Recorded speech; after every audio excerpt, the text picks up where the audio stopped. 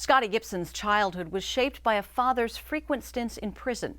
He dropped out of school several times and supported himself by selling drugs. Scottie now works full-time and recently returned to school with the encouragement of his sister, uncle, and girlfriend.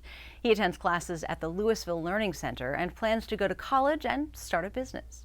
As of now, I live with my uncle, but back in the day I used to stay with my mom, and then my dad would come in and come out. He's in and out of prison. And then my mom eventually just left me as soon as I turned 18, so I really haven't had anybody there for me.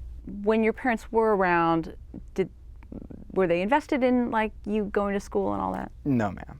My mom would let me skip anytime I want. My dad, like I said, he was never really there, but when he was, he would motivate me to go because he was a dropout himself. If he's not there, then there's not really much he could have said. There wasn't a lot of money when you were growing up. No, ma'am. Okay, so how did drugs kind of work into things for you? Would sell them to make ends meet. And sell them and use them? Yeah. Yeah.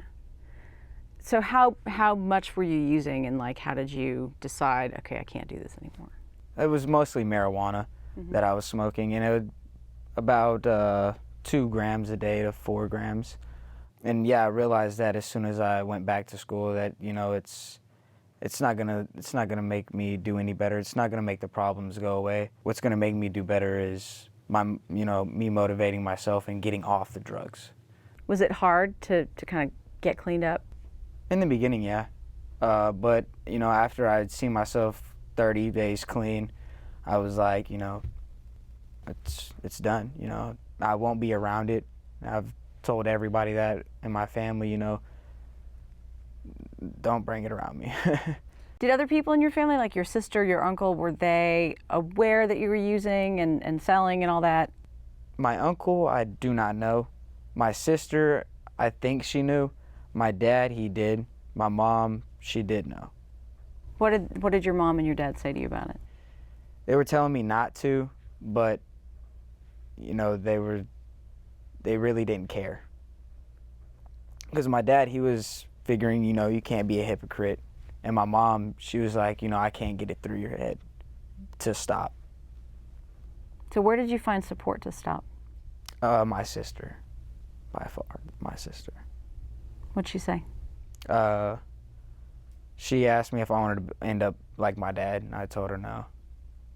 She finally came up to me and said, why would you want to keep doing this? What are you going to be able to give your family if you stay dropped out and don't have a good paying job and you don't go to college to get a degree into the world that we are in now?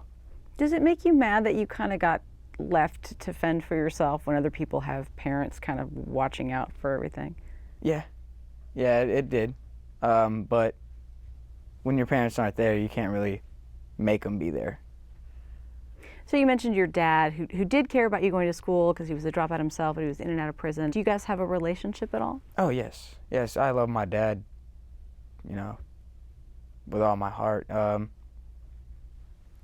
If I could change him, I would, because he's still, doing what he's been doing, and I try to tell him, let's lay off, let's be a family again, but he just won't do it. And my mom, she got fed up with it, so she left. And I still talk to my mom every now and then, but it just doesn't seem like she's the same person anymore. What do you think your parents will think when you graduate? My mom, I don't know yet. I still think that she's in denial that I will, completely finish. She doesn't believe you can do it? No. My dad, he pushes me. He'll call me every now and then like, hey, I know you can do this, get it done. Do you ever think about what graduation's going to feel like the day that you actually cross that stage? Yeah, I've thought about it millions of times. And I just, it makes me feel great now, so I know when I do it, it's gonna make me feel awesome. I just can't wait. For more from KERA's American Graduate Initiative, visit kera.org/graduate.